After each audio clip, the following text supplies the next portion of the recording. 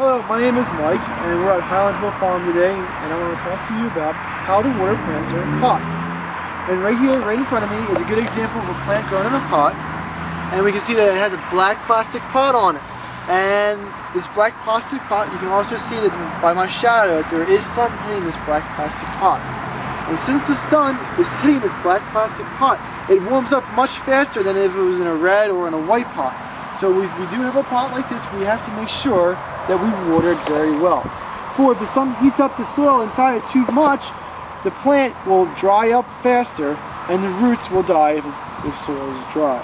So we got to make sure that wherever pot that we have, if it's facing the sun, doesn't matter if it is black or not, but if the sun is hitting it, we have to make sure that that side of the pot is always well moist. Another thing that we can also do when we're watering plants in pots is to make sure that we water them frequently. If we water them once a week with a real good dosing, it's not good as if you're going to water them 3 to 4 times a week and just making sure it's moist. Or if we let the pot dry out, the plant will die. With this media in it, with most media in pots, it's very porous. And what that porous means that the air can go in and out of the soil. And when it goes in, and when it comes back out, it can take water out of it as well. So with this porous media, we have to make sure that the plant remains moist in the pot.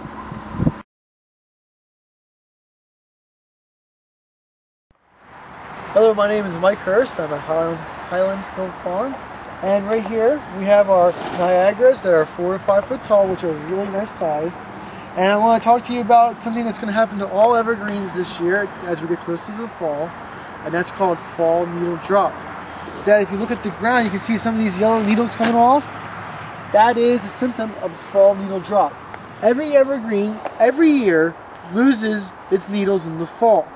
And what's happening is as the new growth starts hardening over, the plant can't support all the growth that it has. So it gets rid of its interior needles, and when it gets rid of it, people can see it sometimes as being yellow. And I guess if we look into the center more, I guess this one over here is better, you can see that the needles do fall off into the center, usually towards the lower part of the tree. The reasoning for the lower part of the tree, not the upper part of the tree, is because the lower part of the tree gets less light than the upper part.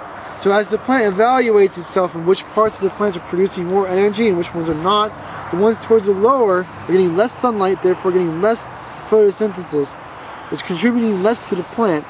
Therefore the tree itself does not view that part of the plant as important as the top part of the plant, which you can see is very nice, thick and full.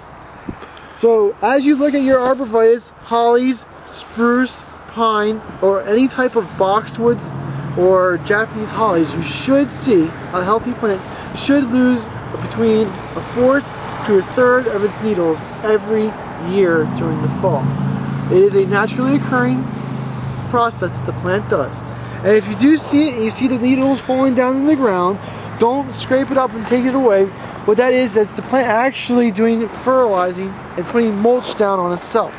What this mulch does is it creates the correct pH for the plant to grow in, and as this debris starts to break down, it gets released and the plant can uptake it again through its roots. So if you just let it sit there and let it decompose on its own, it is part of the plant's natural system, and that is how healthy plants live. Okay, thank you very much, Mike. We're on Route 313 in Fountainville, PA. This is Highland Hill Farm, and we grow thousands of arborvitaes, pine trees, spruces, junipers, and we have lots of material for you to come to see at our 313 location. Give us a call at 215-651-8329. Thank you. These are dwarf nandinas. They get about 3 feet high. They'll have red foliage throughout the winter, white flowers in the springtime, and red berries in the late summer.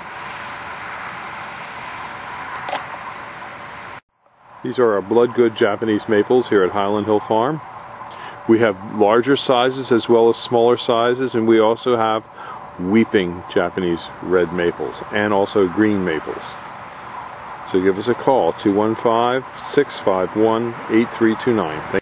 These are Bennett's compact hollies.